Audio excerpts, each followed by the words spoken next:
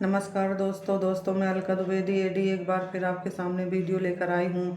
दोस्तों, इस समय विवाह का सीज़न चल रहा है, सालकें चल रही हैं। तो दोस्तों, आज मैं बेटी के विवाह के बारे में कुछ बहुत ख़ास सी बातें आपको बताऊंगी। मेरे वीडियो को लास्ट तक आप देखिए। बहुत सारे मैं आपको वो चीज़ें बताऊंगी जो हम लोग बहुत सारी गलतियां कर देते हैं और हमारे घर से बेटी की विदा होने के साथ साथ लक्ष्मी भी विदा हो जाती हैं। तो दोस्तों, लक्ष्मी को अपने घर में रोक कर रखने के लिए मैं आज कुछ खास उपाय बताऊंगी। तो दोस्तों, मेरे वीडियो के साथ अंत तक बने रहें। दोस्तों, बेटी हमारे घर की लक्ष्मी होती हैं और बहुएं भी हमारे घर की लक्ष्मी होती हैं। दोस्तों, आज मैं आप लोगों को बहुत ही खास जानकारी देना चाहती हूँ। दोस्तों, हम लोगों में से बहुत सारे लोग अनजान हैं, वो नहीं समझ पाते कि हमें क्या करना चाहिए, क्या नहीं करना चाहिए। दोस्तों, जब बेटी विवाह के लायक हो जाए और उसकी तैयारी विवाह की होने लगे, तो दोस्तों लगभग 1 वर्ष के पहले से ही बेटी ने जो भी अपने घर में व्रत उठाए हों, उनका सबका धीरे धीरे एक एक करके उद्यापन करा देना चाहिए। हाँ दोस्तों, कोई भी व्रत हो, जो जो व्रत बेटी ने आपके घर में उठाए हैं और उनको परमानेंट बेटी कर रही है, तो दोस्तों वो व्रत का उद्यापन अपने ही घर में करा देना चाहिए। उसके बाद बेटी का विवाह करना चाहिए। अगर दोस्तों आप ऐसा नहीं करते हैं, तो अगर आपकी बेटी आपके घर से व्रत उठाए हुए अपने ससुराल चली जाती है, तो दोस्तों वहाँ लक्ष्मी चली जाएगी, आपके घर में लक्ष्मी नहीं रुकेगी। आपके घर की धीरे धीरे सारी लक्ष्मी चली जाएगी। और दोस्तों, बहुत घरों में मैंने ऐसा भी देखा है कि जो माता पिता हैं, भाई भाभी हैं, वो लोग एक एक दाने के लिए मोहताज हो जाते हैं। दोस्तों, इस बात का हमें बहुत ध्यान रखना चाहिए और लगभग 1 वर्ष पहले से तैयारी करनी चाहिए जब बेटी का विवाह हो, क्योंकि बहुत सारे व्रत ऐसे होते हैं जो कि वर्ष में एक बार आते हैं, और अगर वो व्रत लिए हुए बेटी आपकी ससुराल चली गई, आपके घर से लक्ष्मी रूठ जाएगी। तो दोस्तों, 1 वर्ष पहले से ही विवाह लगभग तय हो चुका हो, उसके 1 वर्ष पहले से ही धीरे धीरे करके सारे व्रतों का उद्यापन करा दीजिए। उसके बाद बेटी अपनी ससुराल जाए और वहाँ वो व्रत उठा सकती है। दोस्तों, इस तरह से करने से आपके घर से लक्ष्मी कभी नहीं जाएंगी और आपके घर की लक्ष्मी आपके घर में बनी रहेंगी। दोस्तों, एक उपाय आप लोगों को और भी करना चाहिए। दोस्तों, बेटी और बहू दोनों ही हमारे घर की लक्ष्मी होती हैं। दोस्तों, जब बेटी का विवाह तय हो गया हो और कुछ ही दिन बचे हों विवाह के, तो दोस्तों अपनी बेटी के हाथों और पैरों की छाप हल्दी या कुमकुम से घोलकर और किसी शुद्ध कपड़े में छाप ले लेनी चाहिए और उसको फोल्ड करके अपने घर में स्थापित कर देना चाहिए। इससे जब आपकी बेटी का विवाह हो जाएगा, आपकी बेटी आपके घर से चली जाएगी, तो दोस्तों आपके घर में उस बेटी के हाथों और पैरों की जो छाप है, उससे आपके घर में आपकी लक्ष्मी रुकी रहेगी।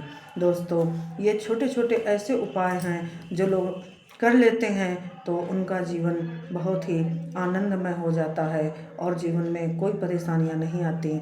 दोस्तों, बहुत सारे लोगों को ये जानकारी नहीं होती और वो ऐसा नहीं कर पाते और बेटी के जाते ही घर में कंगाली छा जाती है।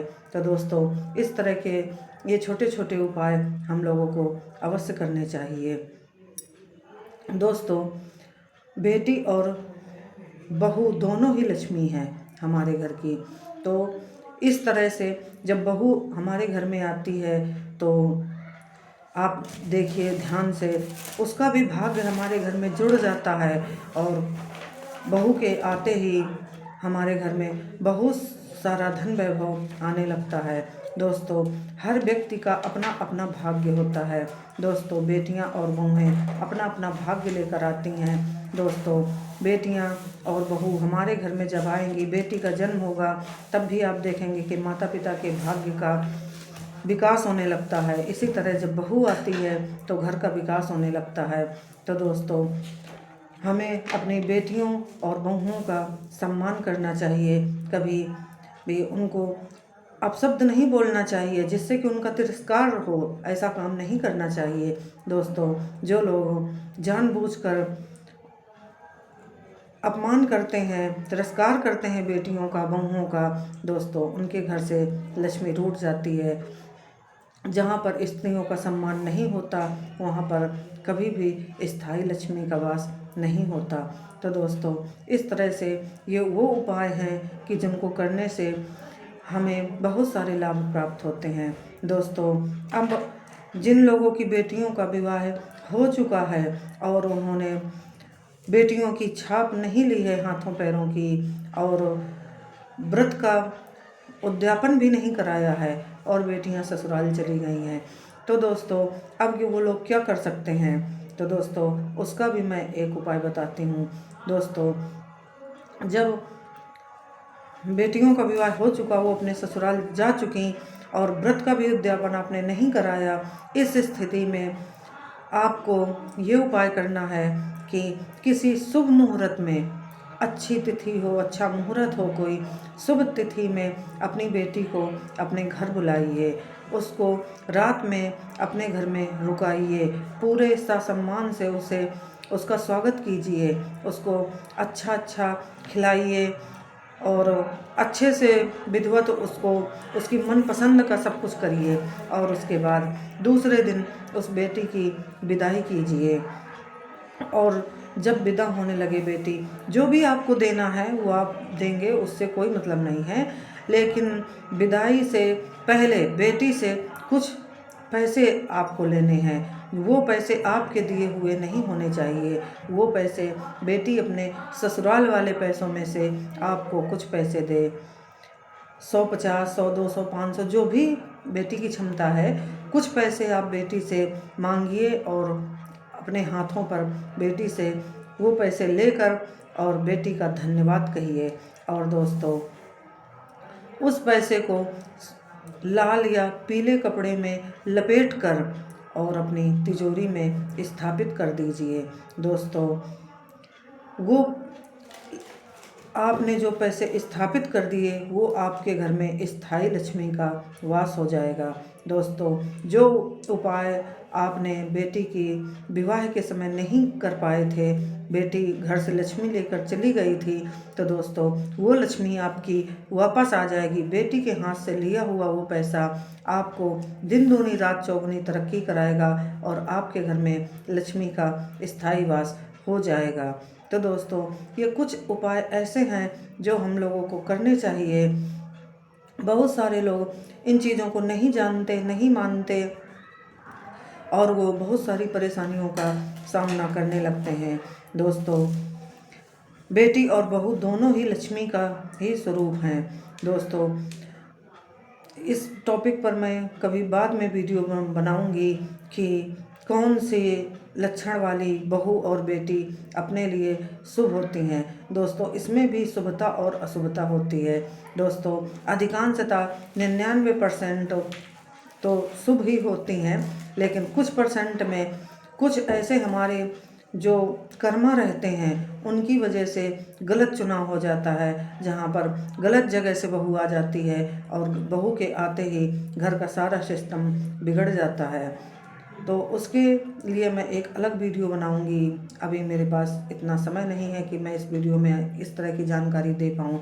इसी तरह दोस्तों, हमारी कर्मा के अनुसार हमारे घर में कभी कभी ऐसी संतान उत्पन्न हो जाती है कि जो कि हमारे समस्त घर को अस्त व्यस्त कर देती है। वो ऐसी समस्या लेकर आएगी वो संतान कि उसकी हरी बीमारी में आपका बहुत सारा पैसा बर्बाद हो जाएगा और ये सारा पैसा लगाने के बाद भी वो संतान भी नहीं बचती। तो ये दोस्तों पिछले कर्मा होते हैं। वो कर्मा लेकर जो हम पिछले जन्म में किसी का ऋण लिए हुए हैं, इस तरह की वो संतानें हमारे घर में उत्पन्न होती हैं और अपना ऋण हमसे उसूल कर, हमसे रिश्ता तोड़कर इस संसार से विदा ले लेती हैं। तो दोस्तों इस टॉपिक पर मैं कभी बाद में वीडियो बनाऊंगी। और इसी तरह दोस्तों बहुएं होती हैं। बहू हमारे घर की लक्ष्मी है। दोस्तों कई बार ऐसा होता है कि हम बेटे या बेटी का विवाह तय करते हैं और विवाह तय होते ही कुछ ऐसे सिम्टम हमारे सामने आते हैं जहां पर कई प्रकार की समस्याएं आने लगती हैं और कुछ अशुभ संकेत हम लोगों के सामने आने लगते हैं। दोस्तों अगर इन संकेतों को हम लोग नज़रअंदाज कर देते हैं तो दोस्तों आगे हमें समस्या का सामना करना पड़ता है। दोस्तों कई बार ऐसा होता है कि कोई काम हम करना चाहते हैं और यूनिवर्स वो काम नहीं कराना चाहता, तो दोस्तों आपके कार्य में व्यवधान उत्पन्न होंगे। और जब प्रकृति के द्वारा व्यवधान उत्पन्न हो, किसी व्यक्ति विशेष के द्वारा नहीं, क्योंकि लोगों का काम है जलना और किसी के काम में टांग अड़ाना। तो दोस्तों यहाँ पर मैं सिम्टम यूनिवर्स के बता रही हूँ, किसी लोगों के नहीं। लोग अगर आपके काम में अड़ंगा लगा रहे हैं तो आप मत मानिए, लेकिन अगर यूनिवर्स आपको संकेत दे रहा है कि ये काम नहीं करना, तो दोस्तों वहीं पर रुक जाना चाहिए। इसी तरह जब आप बेटे या बेटी का संबंध कहीं तय करते हैं और कुछ आपको ऐसे सिम्टम दिखाई पड़े जो कि अशुभ महसूस हों, तो दोस्तों बिना देरी किए हुए हमें उन रिश्तों को वहाँ से तोड़ देना चाहिए और ज़बरदस्ती विवाह नहीं करना चाहिए। दोस्तों अगर प्रकृति का और यूनिवर्स का साथ लेकर हम चलेंगे तो दोस्तों कभी हमारे जीवन में समस्याएं नहीं आएंगी। दोस्तों इसीलिए मैं आपको ये जानकारी दे रही हूँ। दोस्तों अगर अच्छे से मुहूर्त में और सब कुछ अच्छा देखकर विवाह संपन्न हुआ और हमारे घर में बहू आई, तो वो बहू नहीं, वो लक्ष्मी आई है। उसका सम्मान कीजिए और उसे अच्छे से रखिए। दोस्तों कई घरों में, अब तो खैर ऐसा कम है, लेकिन फिर भी कई घरों में ऐसा है कि लोग बहू को बहू नहीं नौकरानी समझ लेते हैं और बेटी को हाथों हाथ रखते हैं, लेकिन बहू को घर की नौकरानी समझकर रखते हैं। कई बार दोस्तों ऐसा भी होता है कि जब बेटी बीमार होती है तो माता पिता कहेंगे कि बेटी बीमार है, जाओ तुम आराम करो। और अगर बहू बीमार होती है तो लोग कह देते हैं कि सब ड्रामा कर रही है। दोस्तों जो समझदार लड़की होगी वो कभी ड्रामा नहीं करती है, लेकिन लोगों को ड्रामा लगता है। कई बार तो कुछ लोग ऐसे शब्द भी बोल देते हैं जो कि जीवन में बहुत ज़्यादा चुभते हैं, जीवन पर्यंत चुभते हैं। और फिर लोग सोचते हैं कि अब यही बहू लास्ट टाइम पर हमारी सेवा करे। जब आपने कुछ ऐसे शब्द बोले हैं जो बहू के दिल में चुभ गए हैं और वो फिर आप उससे तमन्ना करें कि हमारी सेवा करे, तो नहीं करेगी। दोस्तों कई बार बहू बीमार होती है और लोग कहेंगे ड्रामा है, अपना बना खा लेंगे। फॉर्मेलिटी में अगर उससे पूछेंगे कि खाना तुम भी खा लो, अगर वो खाने बैठ गई तो दोस्तों लोग कह देते हैं कि काम करने में हाथ पैर दर्द हो रहे हैं, खाना खाने में मुंह नहीं दर्द हो रहा। दोस्तों इस तरह के आप शब्द अगर आप बोलेंगे और जब आपका बुढ़ापा आएगा और फिर आप ये तमन्ना करें कि हमारी बहू हमारी सेवा करे, तो जब उसे ज़रूरत थी तब आपने इस तरह के शब्द बोले और जब आपको ज़रूरत होगी तो वो कहाँ खड़ी होगी। तो दोस्तों ये हमारा टॉपिक नहीं है, लेकिन मैंने एक बात बताई दोस्तों। अब दोस्तों हम यही, मेरे कहने का मतलब है कि बेटी और बहू दोनों ही लक्ष्मी हैं और दोनों का सम्मान कीजिए। बेटियों का और बहुओं का दोनों का ही सम्मान कीजिए, अपनी अपनी जगह दोनों को स्थापित कीजिए और कभी भी इनका तिरस्कार न करिए। जिस घर में बेटी और बहुएं खिलखिलाकर हंसती हैं उस घर में अपने आप खुशियाँ आती हैं, खुशियाँ आकर्षित होती हैं और माँ लक्ष्मी का स्थायी निवास होता है। तो दोस्तों इस तरह के उपाय आप लोग करिए। दोस्तों अगर मेरा वीडियो आपको पसंद आए तो मेरे चैनल को सब्सक्राइब करें, लाइक करें, कमेंट करें और मुझे फॉलो करें। जय श्री राम दोस्तों।